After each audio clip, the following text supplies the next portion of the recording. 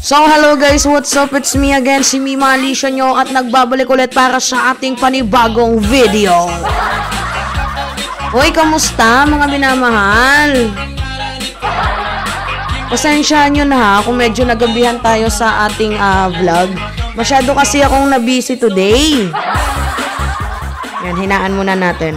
Masyadong na-busy si Mima. Siyempre, sinamantala ko na. Total, nandito naman ako sa Manila. So, inasikaso ko na yung mga dapat asikasuhin.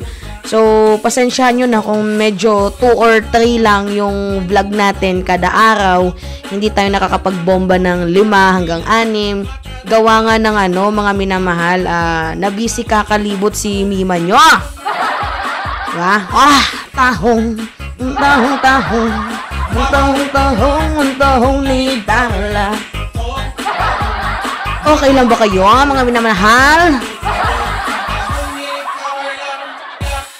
So ngayon, meron tayong pag-uusapan. Kasi pag open ko ng aking YouTube, biglang sumabog yung balita. Ano ba yung sumabog na yan? Pag open ko ng YouTube ko, bigla akong may nakitang isang vlogger. Abay, tiningnan ko, dali-dali. Kasi ang daming views. Itong vlogger na to, actually kilala nyo to. Isang businessman to, tapos naging writer din ata doon sa Philippine Star, if I'm not mistaken. So, meron siyang content na itong si President Marcos daw po ay secretly ha? Secretly having affair. Hindi, hoy!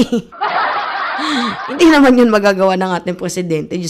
Napaka-loyal ng ating presidente sa ating first lady. Hindi, maganda yung balita, mga minamahal. Kayo naman talaga, no? Ang nenega ninyo. Hindi siya negative. Positive po. Positive po yung balita natin. Paano kasi yung linggong to napalibutan ng puro issue. Kaya every time na magsasalita tayo, ang iniisip nyo, issue agad.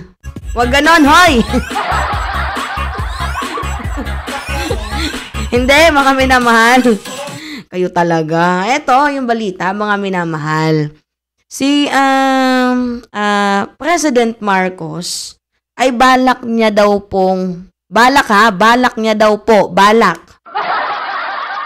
kinakausap niya na daw po sa secret meeting. About naman ito sa trabaho, mga minamahal. Hindi po ito ukol sa mga cheche-bureche dyan. Nako, out po dyan si PBBM sa mga having affair na yan. Hindi po ganun ang ating presidente.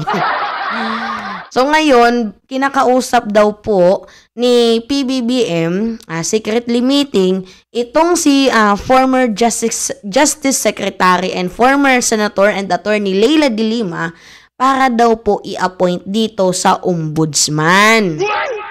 Hindi po galing sa akin yung balitang yan. Nanggaling po ito kay VAD Cluster. Basta kay VAD, kay Arman din yung balita. Na itong si former Senator Leila de Lima ay isang nga po na posibleng kinakausap ng ating presidente para sa appointment dito sa Ombudsman. Nagtaka ako. Sabi ko, kung ako yung tatanungin nyo, wala naman talagang masama. Totally agree po si Mima kung i-appoint man ni PBBM itong si de Lima. Kasi choice niya yan binoto siya ng taong bayan. So, dapat pagkatiwalaan natin ang ating presidente. At beside, hindi naman po yan mag-a-appoint ang ating Pangulo ng basta-basta lang, diba? So, yung pinakapunto ko dito, kung i-appoint man ni PBBM itong si de Lima, bakit parang napaaga yung pag-announce? Hindi po pwedeng paagahin or, diba, biglain yung pag-announce kasi madami po ang hindi pa makaka-get over. Kumbaga dahan-dahan lang, hindi yung bibiglain kasi madaming mga kakamping na up to this moment anti-Marcos pa din. Aminado tayo dyan, mga minamahal. At isa pa, yung bad spirit. 'Di ba? Merong ganun yung mga bad eye. Yung kunyari narinig, ito si de Lima i-appoint. Ang gagawin ng mga kalaban, haharangan. So yun po yung iniiwasan natin. So bakit po may nag-announce? At beside, ito yung pangit kasi total in-announce na i-appoint daw ni PBBM itong si De Lima. Paano kung hindi pumayag si De Lima? Sino yung napahiya? Si PBBM, 'di ba? So wag dapat sanang magbalita nang hindi pa masyadong konkreto yung konteksto kasi ang ending dito, ikaw yung nagmumukhang fake news. Pero kung tatanungin ako, sa aking palagay, walang problema doon. Kaso masyadong pinaaga yung pag-announce, which is madami po ang hindi pa naghihilom yung kanilang mga puso. Katulad ni De Lima, hindi pa yung naghihilom. 7 taon ba namang nakulong yan, 'di ba? 7 taon nakulong yan si De Lima. Diyos ko po, 7 taong nakulong yung taong yun. Hindi pa yan nakakapaghilom, mga minamahal. To the point na dinadamdam niya pa din yung bawat eksena, pighati, sakit doon sa loob ng kulungan dahil nga sa kagagawan ng mga Duterte. So pwede niya ding i-accept, pwede niya ding hindi, pero hindi pa naghihilom si De Lima, hoy. 'Di ba? Baka malay natin si De Lima hindi nga din niya alam itong balitang to tapos merong mga vlogger na nauna na. Pero ako, support naman po ako doon. Walang problema sa akin. Yung supportive si Mima basta kung ano yung sinabi ng ating presidente, as long as makakabuti, go po tayo. Uulitin ko, hindi po ko yung tipo ng vlogger na yung sip-sip tae, ganyan. Hindi, sabi ko nga, binoto natin ng ating presidente. Siya yung pinili ng 31 million. So, dapat irespeto natin kung ano yung kanyang pamamalakad. Kasi, siya po yung people's will Siya yung boses ng mamamayang Pilipino. And irespeto natin. Kasi total pinapakinggan din naman kayo. 'Di ba? Madaming issue ang pinakinggan. Katulad na lamang ng tawag dito sa Chacha. 'Di ba? Pinakinggan ng mamamayang Pilipino sa Maharlika Investment Fund. Pinakinggan din ng mamamayang Pilipino. 'Di ba? So, ano lang natin, respetuhin na lang natin kung ano yung magiging ano ng ating presidente dito. Anyway, ito yung yung content ni Armandin. Hindi ko din alam guys kung saan niya nakuha tong balitang to, pero sana all merong inside sources. So anyway, ito So now the Marcos administration is already scouting this early for a possible ombudsman at isa si Senator Risa Ontiveros ang kinausap nila. Ang problema lang po, as we pointed out earlier, ngayon pa lang kabado na yung source natin na baka haharangan ito ng as we correctly pointed out, baka haharangan ito ng mga Duterte boys na nandyan sa Marcos administration na na-appoint sa mga posisyon na related also to legal issues ng Marcos administration, and that is the Office of the Department of Justice, Undersecretary Boying Remulla, and the Office of the Solicitor General under former Duterte Justice Secretary Med. Wait lang, may tanong ako, nag-resign na po ba si Martires? Kasi kung hindi pa siya nag-resign, baka fake news to si Vad. O ako yung nagtatanong lang Kasi kung hindi pa nag-resign si Martires, bakit maghahanap na agad ng ng appointee? Hindi pa nga hindi natin alam yung panahon. Baka nagbabalak ng mag-resign itong si Martires, kaya naghahanap na ng kapalit itong si PBBM. Pwedeng din ganon, diba? So, think positive pa din tayo.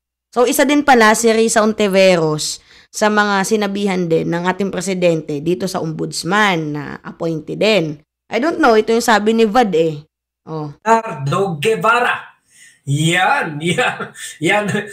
Marami pa silang mga pangalan sinabi na posible na haharangan ang appointment ni De Lima, pero for now nababahala sila kasi pinakiusapan na sila na to effect a news blackout or news gag kumbaga sinasabihan sila na wag na natin muna ikalat ito sa media kasi baka i-reject lang man ni De Lima yung offer ni President Marcos, mapahiya si President Marcos. Yung iba rin sinasabi baka yung tao masyadong ma-excite dito pagkatapos hindi naman pala matuloy yung appointment. So delikado yan, kaya the more reason i-share nyo itong vlog, the more reason ipakita nyo kasi yan. Yan yung sabi. I-share daw yung kanyang vlog. O, i-share nyo. I-share nyo. O, mga minamahal, i-share nyo daw yung kanyang vlog. Hindi ako sa kumukontra dito sa sinasabi ni Armandina. Pero ako, alam nyo mga minamahal, never kong sinabi yan, yung i-share nyo ang aking vlog.